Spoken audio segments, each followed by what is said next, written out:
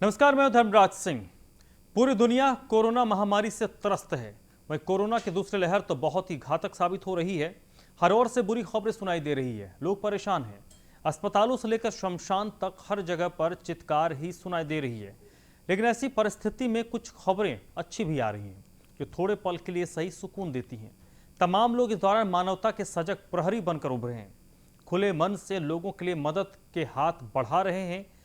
कहीं किसी के लिए अपनी जिंदगी पर दांव पर लगा रहे हैं। यानी खबरों पर आधारित है यह हमारा खास कार्यक्रम बुरे वक्त की अच्छी खबर।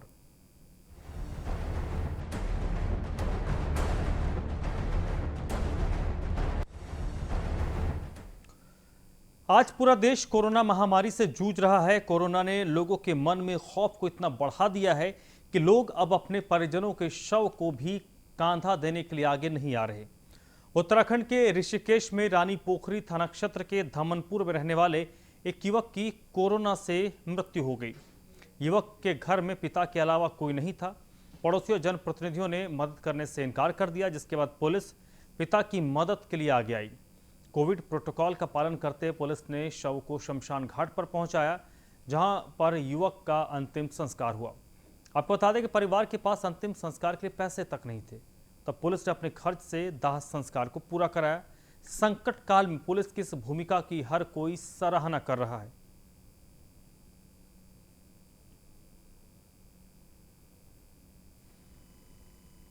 कल दिनांक 7 मई 2021 को शाम को लगभग 4 बजे 112 हेल्पलाइन के माध्यम से धमनपुर रानी पोखरी निवासी श्री अनिल कुमार द्वारा सूचना दी गई कि उनके भाई की कोरोना संक्रमण के चलते मृत्यु हो गई है। वे घर पे अकेले हैं और आसपास वाले पड़ोस वाले कोई भी व्यक्ति अंतिम संस्कार के लिए आने को तैयार नहीं है। इस पर जो हमारी कोविड रिस्पांस टीम है वो तुरंत कॉलर के घर पे पहुंची। वहां जाके कॉलर से बात की गई तो उनके द्वारा बताया गया कि वे आर्थिक रूप से बहुत अक्षम हैं। अंतिम संस्कार के न तो उनके पास पैसे हैं और न ही कोई संसाधन है। मौके से ही हमारी टीम ने जो वहाँ के जनप्रतिनिधि हैं, संबंधित जनप्रतिनिधि और अन्य लोगों से बात की गई तो उनके द्वारा भी असमर्थता व्यक्त की गई और अंतिम संस्कार के लिए आने से स्पष्ट मना किया गया।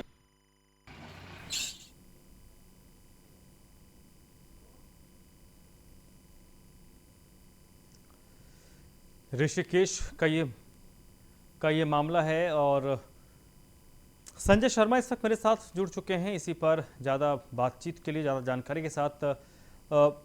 संजय, कहाँ का ये मामला है और इस तरीके के क्या और भी मामले ऋषिकेश में सामने आए हैं? जी हाँ, ये ऋषिकेश के पास में रानी पोखरी एक जगह है जहाँ पर थाने में एक खबर आई कि वहाँ के रिश्तेदार थे जो पहुँच नहीं पाए, तो वो बेचारे बहुत गरीब थे तो उनको उठाने के लिए कोई भी नहीं मिल पा रहे। तो पुलिस ने वहाँ जाकर जितने भी गणमान्य लोग थे क्षेत्र के उनको बुलाकर तब उनका अंतिम संस्कार कराया। इस तरह की घटना यहाँ पर काफी हुई है। तो परिजन हैं वो या तो आ नहीं रहे हैं या उनके रिश्तेदार हैं जो आ नहीं पा रहे हैं। तो इस तरह से पुलिस यहाँ पर जो है अपना सही रोल अदा कर रही है और इस तरह के लोगों के लिए हर तरह की सेवा दे रही है। गैस सिलेंडर दे रही है, खाना दे रही है, दवाई दे रही है और उनको हॉस्पिटल तक ले जा रही है। नहीं तो आखिरकार परिवार में अगर कोई सदस्य नहीं था तो क्या पड़ोसियों ने भी मुंह मोड़ लिया? जी, जो वो लोग पहुंचे नहीं है उनको बार बार खबर करने के बाद भी वो लोग आ नहीं रहे थे। ऐसे तरह की ऐसी स्थिति में फिर उन्होंने जो है अपनी छोटी बीमारी का बहाना बनाया कि हम नहीं आ पाएंगे। इस तरह से पुलिस ने फिर तब अपनी जान को खतरे में डालकर उन कोविड के जो पेशेंट थे उनको इस तरह का उनकी सहायता करी और उनको ले जाकर जो है संस्कार कराया गया। चलिए संजय, बहुत बहुत शुक्रिया आपका।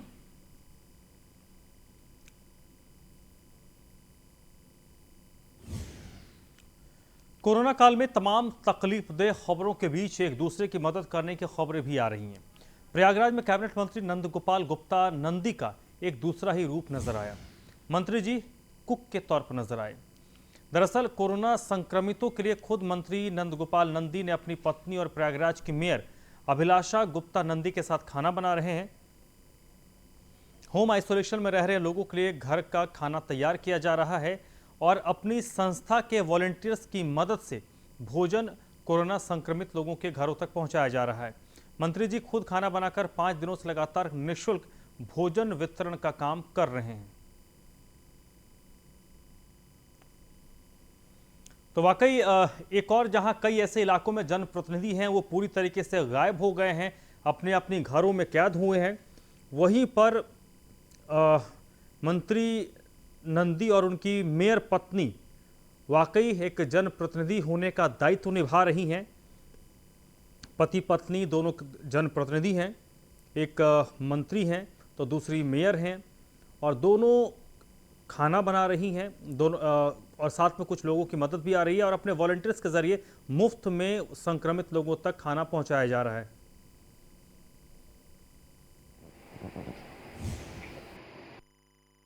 जैसे नंदी सेवा संस्थान के द्वारा लोगों तक भोजन मुहैया कराया जा रहा है यहाँ पर, और माननीय मंत्री जी के जन्म दिवस पर ये शुरुआत किया गया था।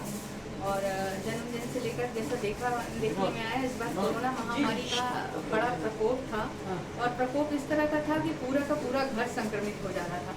जब महिलाएं भी संक्रमित होने लगी और सब लोग संक्रमित होने लगे तो खाना बनाने की बड़ी दिक्कत है। ऐसा हमारे स्वयं के परिवार में भी आया, तो ये लगा जब हमारे परिवार में ऐसा हो रहा है तो जाने कितने परिवार जो होम आइसोलेट है उनके पूरा का पूरा परिवार संक्रमित हो रहा है, तो उन्हें भी दिक्कत आ रही होगी। तो हम लोगों ने नंदी सेवा संस्थान द्वारा ये किचन शुरुआत किया गया, जिसमें एक हेल्पलाइन नंबर जारी किया गया, जिसपे सुबह का खाने के लिए आप 10 बजे तक आप अपना व्हाट्सएप से जो भी डिमांड है आप दे सकते हैं, और शाम के खाने के लिए दोपहर 3 बजे तक आप अपनी डिमांड दे सकते हैं।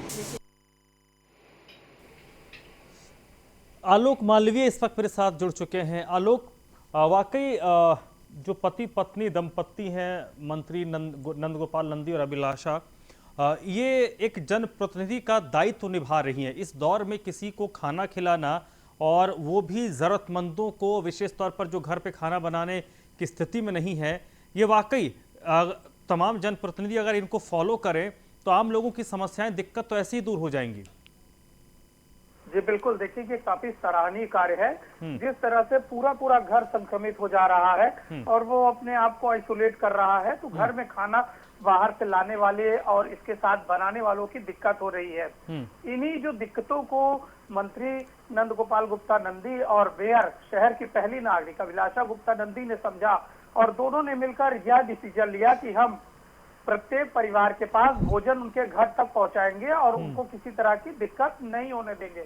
इसी बात को लेकर नंदी सेवा संस्थान ने ये मुहिम शुरू की है, और ये इसके काफी सार्थक परिणाम निकलकर सामने आ रहे हैं। अगर आपने बिल्कुल सही बात कही, अगर जनप्रतिनिधि अपने अपने क्षेत्र के जो लोग हैं उनकी ही समस्याओं का निदान करने के लिए, उनके भोजन का निदान करने की सोच ले, तो कोरोना महामारी आधी खत्म हो जाएगी और लोग आधे से ज्यादा संतुष्ट हो जाएंगे। तो कुल मिलाकर ये काफी सार्थक पहल है, और इसको न्यूज़ वन इंडिया भी सराहनीय पहल करार देता है। जी आलोक, नहीं, इसमें एक पहलू ये भी है कि प्रयागराज के जो शहरी आबादी हैं, और विशेष तौर पर प्रयागराज ज़िले की है हम बात कर लें, यहाँ के लोगों को एक आत्मविश्वास तो ज़रूर जगा होगा कि भाई मेरे जो ज़िले के मंत्री हैं या फिर जो नगर के लोग हैं शहर के, उनको ही लग रहा होगा कि हमारी जो पहली नागरिक है, हमारी जो मेयर हैं, वो हमारे लिए खड़ी हैं। उन्होंने अपने आप को घर में बंद नहीं कर लिया, आइसोलेट नहीं कर लिया है। इससे भी नागरिकों में एक आत्मविश्वास जगता है। जी बिल्कुल, जब कोरोना की पहली लहर आई थी तब भी अभिलाषा गुप्ता नंदी खुद सड़कों पर उतरी थी और उन्होंने सैनिटाइजेशन का काम किया था। इसके साथ ही उन्होंने शहर भर के जो भी वार्ड है उन वार्डों में जाकर जितने भी सफाई कर्मी हैं उनका सम्मान किया था, उनका आत्मविश्वास बढ़ाया था, जिस वजह से शहर को काफी दिनों तक कोरोना मुक्त रखा। और इसके बाद जब कोरोना आया तो फिर भी सफाई कर्मी अपनी जान को हाथ पे रखकर पूरे जगह सैनिटाइजेशन का काम करते रहते, और वो बदस्तूर आज जब दूसरा स्ट्रेन चल रहा है तब भी जारी है। तो मेयर अभिलाषा गुप्ता नंदी काफी ज्यादा सार्थक करती हैं साफ सफाई का, और अब उन्होंने भोजन खिलाने का भी बीड़ा उठा लिया है। तो उन्होंने एक किचन तैयार किया है, और किचन में पूरी तरह से भोजन साफ और सफाई से सैनिटाइजेशन होके शुरू होता है और लोगों तक पहुंचाया जाता है। आलोक, बहुत बहुत शुक्रिया आपका। देश में कोरोना का प्रकोप तेजी के साथ बढ़ रहा है। कोरोना के कहर से रोजाना हजारों लोग अपनी जान गंवा रहे हैं। अस्पतालों में ऑक्सीजन की किल्लत से मरीज और तीमारदार बेहाल हैं। क्षेत्र के जनप्रतिनिधि भी आंख बंद करके बैठे हैं। इस कठिन वक्त में सुल्तानपुर की रहने वाली थर्ड जेंडर सोनम ने आगे आकर एक नई अलख जगाई है। सोनम ने दरियादिली दिखाते हुए ऑक्सीजन प्लांट में सहयोग के लिए 50,000 रुपये का चेक जिला प्रशासन को सौंपा है। सोनम का कहना है कि संकट काल में जनता की जितनी मदद करूं कम है, मुझे जितना हो सकेगा मैं लोगों के लिए मदद करूंगी। वहीं सोनम की मदद पर डीएम ने उनको धन्यवाद दिया है। वहीं चेक की राशि को राहत कोष में जमा किया गया है। कोरोना महामारी के बीच सोनम योगदान देकर दूसरों को भी ऐसा करने के लिए प्रेरित कर रही हैं। संकट की इस घड़ी में इसी तरह लोग मदद करके इस महामारी से जीत सकते हैं।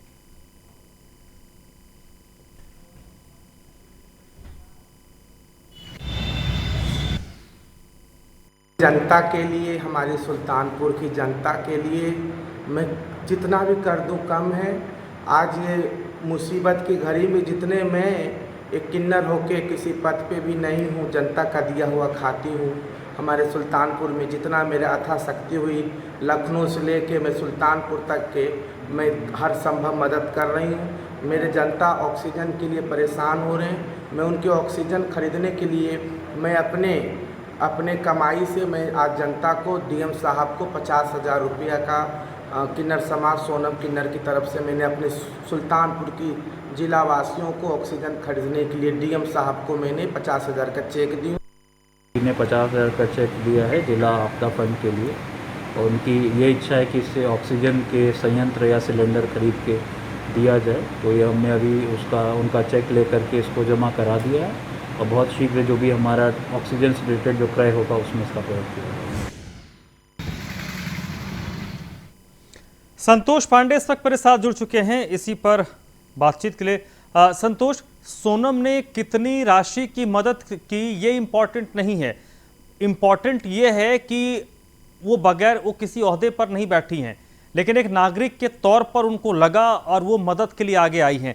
इससे कमबेश बाकी लोगों को भी प्रेरणा लेनी चाहिए।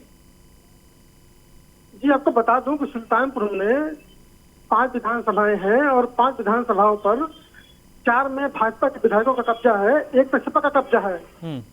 लेकिन इन विधायकों ने अपने आप को आइसोलेट कर रखा है, जनता के बीच में उतर नहीं रहे हैं और वो जा नहीं रहे हैं। लेकिन वहीं सुल्तानपुर में और बहुत से करोड़पति और अरबपति भी हैं और जो कि हमारी संस्थाएं चलाते हैं, लेकिन किसी ने भी आकर के बढ़ करके इस तरह से मदद नहीं की जिस तरह से सोनम किन्नर ने थर्ड जेंडर होने के बावजूद इनका कमाई का स्रोत सिर्फ यही है कि वो दूसरों की दबाव देती हैं तो उनकी कमाई होती है। उन्होंने अपने पास रखे हुए सजे हुए रुपए को जनता के लिए, मरीजों के लिए, जिले के लिए, देश के लिए अगर उन्होंने दान दिया है तो वाकई में वो काबिल तारीफ है और उसकी जितनी सराहना की जाए उतनी कम है। और इस बात से यहाँ के जनप्रतिनिधियों को, यहाँ के जो बड़े बड़े सेठ हैं उनको और जो समाज सेवी संस्थाएं चलाते हैं उनको सबक लेना चाहिए और उनको भी आगे बढ़ करके देश सेवा में, प्रदेश सेवा में और जिले की सेवा में आगे बढ़ करके आगे हिस्सा लेना चाहिए और इसी तरह से सहयोग करना चाहिए जिससे पीड़ित का इलाज बराबर हो सके इस कोरोना काल के महामारी में। चलिए संतोष, बहुत बहुत शुक्रिया आपका। कोरोना प्रकोप के बीच एक राहत भरी खबर है। ग्रामीण इलाकों में अब कोरोना के केस कम मिल रहे हैं। बड़ी खबर आपको बता दें, कोरोना प्रकोप के बीच एक राहत भरी खबर है ये। ग्रामीण इलाकों में अब कोरोना के केस कम मिल रहे हैं। स्वास्थ्य विभाग ग्रामीण क्षेत्रों में लगातार सर्वेक्षण कर रहा है। अब तक 8 ब्लॉक में 2,224 लोगों की जांच की गई है और इस सर्वेक्षण में महज 4 लोगों में कोरोना की पुष्टि हुई है। बाकी लोगों के में मौसमी बुखार हो सकता है, ये सीएमओ का कहना है, क्योंकि इस वक्त कई ऐसे लोग हैं जो इनकी ये शिकायत है कि उनको बुखार है, लेकिन तकरीबन 2200 से ऊपर लोगों में एक सर्वेक्षण किया गया है। 8 ब्लॉक के 2,224 लोगों में जांच की गई और इसमें से महज 4 लोगों में कोरोना की पुष्टि हुई है। नीलेश चौहान इस वक्त मेरे साथ जुड़ चुके हैं। नीलेश, ये एक राहत भरी खबर स्वास्थ्य महकमे के लिए भी, सरकार के लिए भी, कि ग्रामीण इलाकों में ये जो बुखार की शिकायत आ रही है वो मौसमी है, वो उसमें कोविड का मामला नहीं बनता है। देखिए, बिल्कुल स्वास्थ्य विभाग और सरकार के लिए बहुत राहत भरी खबर है कि ग्रामीण इलाकों में जो 2224 लोगों का टेस्ट हुआ है उसमें महज 4 लोग ही कोरोना पॉजिटिव पाए गए हैं। ऐसे में ये बड़ा राहत भरी खबर जनता के लिए भी है कि अंदेशा लगाया जा रहा था कि पंचायत चुनाव के बाद ग्रामीण क्षेत्रों में कोरोना का बम फूटेगा, लेकिन सरकार ने जो व्यापक पैमाने पर टेस्टिंग ग्रामीण क्षेत्रों में कराई है उसके नतीजे सामने आए हैं। तो कहीं ना कहीं ये सरकार के लिए बहुत राहत भरी खबर है। हालांकि ग्रामीण इलाकों में लगभग हर घर में कोई ना कोई मरीज है जो बुखार से पीड़ित है, लेकिन उन लोगों की जब जांच हुई तो उनको नॉर्मल टाइफाइड या फिर वायरल फीवर मिला है। तो ऐसे में राहत भरी खबर है, अगर ग्रामीण इलाकों में कोरोना बम फूटता तो सरकार को उसको रोक पाना बहुत मुश्किल होता, क्योंकि लगातार जो तस्वीरें हमने शहरों की देखी कि अस्पतालों में बेड नहीं थे, लोग सड़कों पर अपनी जान गंवा रहे थे। अगर ऐसी स्थिति ग्रामीण क्षेत्रों में बनती तो कहीं ना कहीं सरकार को उसको संभाल पाना बहुत बड़ा मुश्किल का सामना करना पड़ता। उसके अलावा अगर हम बात करें ग्रामीण इलाकों में, तो ग्रामीण इलाकों में अभी भी अधिकांश क्षेत्रों में झोला छाप डॉक्टरों के सहारे ही लोगों का इलाज किया जा रहा है। एक CSC होता है और जिम्मेदारी करीब 500 गाँव की होती है। तो ये व्यवस्थाएं ग्रामीण क्षेत्रों की है, लेकिन जो रिजल्ट आया है वो काफी राहत देने वाला है, ग्रामीणों के लिए भी राहत देने वाला और सरकार स्वास्थ्य विभाग के लिए। और ये इस तरीके के ड्राइव्स क्या आगे भी चलाए जाएंगे ग्रामीण इलाकों में? देखिए, बिल्कुल टीम 9 के साथ जब मुख्यमंत्री ने बैठक की है तो बैठक में साफ तौर पे कहा है कि अगले 1 सप्ताह तक व्यापक पैमाने पर टेस्टिंग कराई जाए और जो आशा बहुएं हैं ग्रामीण इलाकों की उनको डोर टू डोर जाकर डेटा कलेक्ट करने की जिम्मेदारी दी गई है कि किस घर में कितने लोग हैं और उनको क्या सिम्टम्स हैं, क्या किसी को बुखार है। ऐसी स्थिति में अगर किसी को बुखार मिलता है तो तत्काल जो दिन भर का कलेक्ट हुआ डेटा होता है वो जिलाधिकारी को भेजना होता है। जिलाधिकारी तत्काल वहां पर जांच टीम भेजता है और टेस्टिंग कराता है।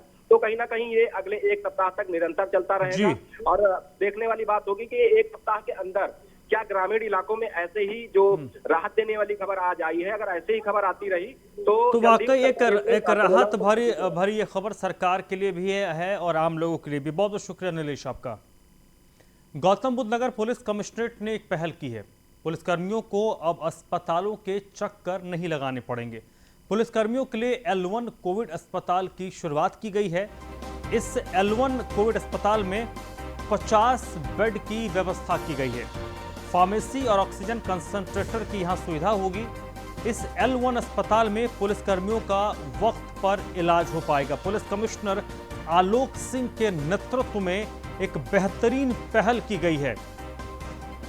पुलिसकर्मी पहले बीमार पड़ते थे, अगर उनकी रिपोर्ट पॉजिटिव आती थी तो पुलिसकर्मियों को भी अस्पतालों के चक्कर लगाने पड़ते थे, लेकिन अब पुलिसकर्मियों के लिए नोएडा के CP के नेतृत्व में, उनकी अगुवाई में एक स्पेशल 50 बेड का डेडिकेटेड कोविड हॉस्पिटल डेवलप किया गया है।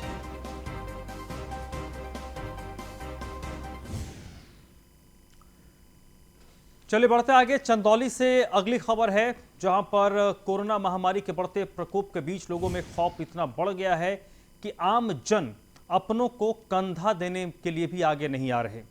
चंदौली में कोरोना संक्रमित बुजुर्ग महिला की मौत के बाद अंतिम संस्कार के लिए किसी के नहीं आने पर यूपी पुलिस ने आखिर में शव का अंतिम संस्कार करवाया।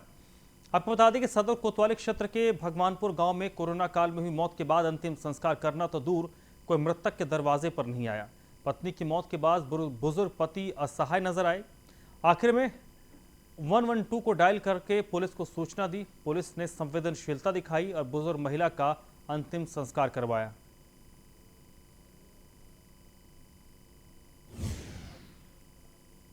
ग्राम भगवानपुर, थाना कोतवाली, चंदौली निवासी जयशंकर उपाध्याय की पत्नी का देहांत बीमारी के कारण हो गया था। घर में पति के अलावा अन्य कोई सदस्य नहीं था। गांव के व्यक्ति भी उसे सहयोग देने के लिए तैयार नहीं थे। इस पर उसने 112 नंबर पर कॉल किया। उच्चाधिकारियों के निर्देश पर प्रभारी निरीक्षक चंदौली मौके पर पहुंचे और कोविड-19 के प्रोटोकॉल का अनुपालन करते हुए शव को बाहर निकलवाया और दाह संस्कार की पूरी व्यवस्था अपनी तरफ से कराकर दाह संस्कार हेतु बलुआ घाट भिजवाया और वहां पर उसका दाह संस्कार करवाया गया। यह चंदौली पुलिस का एक बहुत ही सराहनीय कार्य है। कोरोना की मार से आज देश बेहाल। अस्पतालों में कोरोना मरीजों की भीड़ लगी है। अस्पताल में ऑक्सीजन और इलाज के अभाव में मरीज दम तोड़ रहे हैं। कोरोना संक्रमण के किसी मरीज की दवा के अभाव में मौत न हो, इसके लिए लखीमपुर खीरी के पलिया विधानसभा से बीजेपी विधायक रोमी साहनी ने फ्री दवा सेवा अभियान की शुरुआत की है। 5 लाख रुपए की दवा लेकर विधायक पलिया पहुंचे, जहां गरीब और जरूरतमंदों में दवाओं को निःशुल्क बांटा जाएगा। विधायक रोमी साहनी का कहना है कि कुछ महंगी दवाएं हैं जिसे गरीब तबके के लोग नहीं खरीद पाते हैं और दवा के अभाव में मरीजों की जान चली जाती है, जिसे देखते हुए दवाओं का वितरण किया जा रहा है। कोई भी जरूरतमंद दवा से वंचित नहीं रहेगा। बीजेपी नगर अध्यक्ष उदयवीर सिंह, विधायक प्रतिनिधि श्यामानंद और महामंत्री विजय गुप्ता के पास दवाइयां उपलब्ध हैं, जिससे गरीब और जरूरतमंदों में निःशुल्क बांटा जाएगा।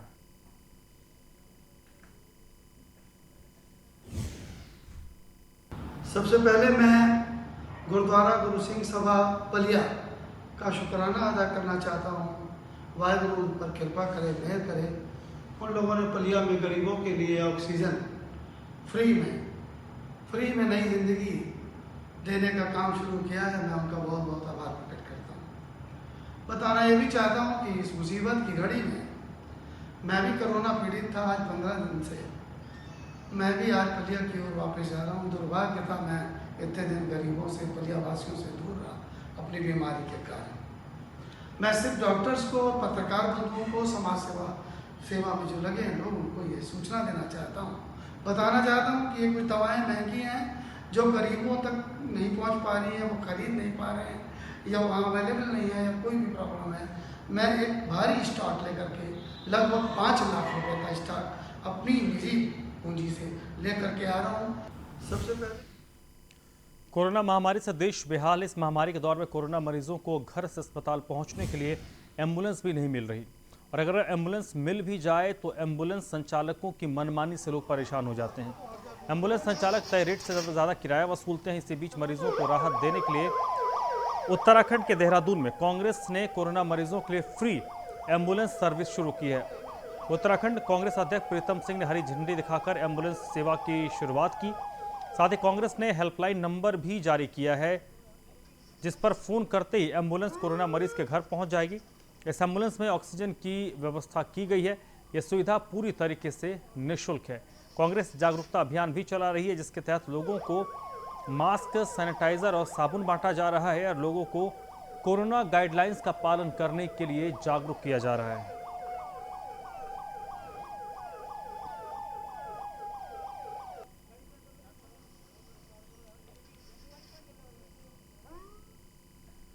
रायबरेली से अगली खबर है, जहां पर एम्बुलेंस चालक मनमाना किराया वसूल रहे हैं। एम्बुलेंस चालकों की करतूत न्यूज़ 1 इंडिया के कैमरे में कैद हुई है। रायबरेली का ये मामला है, जहां पर एम्बुलेंस चालक आपदा में अवसर देख रहे हैं और मनमाना किराया वसूला जा रहा है। L2 हॉस्पिटल जाने के लिए 7 से 9 हज़ार की डिमांड की जा रही है। 25 किलोमीटर की दूरी के लिए 7 से 9 हज़ार रुपये एम्बुलेंस के चार्ज किए जा रहे हैं और न्यूज़ 1 इंडिया के कैमरे में इन एम्बुलेंस चालकों की पूरी करतूत कैद हुई है। तो 2,500 ले लो, 2,500 मत वो बता दो रहे थे 2,500 में चले जाएंगे। गाड़ी कम से कम एम्बुलेंस है कोई और है? एम्बुलेंस सामने खड़ी को 9,000 रुपये L3 का हम लोग से भी 8 दे दियो बस। मैं 2,500 ले लो यार। 2,500 में देखो तुम गए भी हो, बता रहा था। 2,500 में कहाँ गए भाई? बता दो रहा था यार वो 2,500 में। हम वही तफरी करते हैं। 2,500 रुपये में हम कभी नहीं गए L2। फिर 8,000 लेके जाओगे? तफरी करते हैं वही।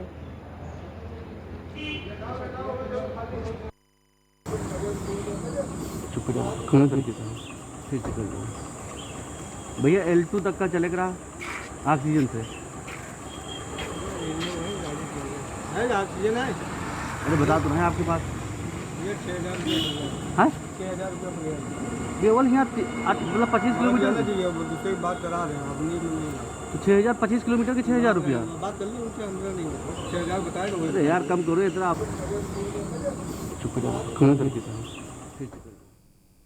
इस बुलेटिन में फिलहाल इतना ही।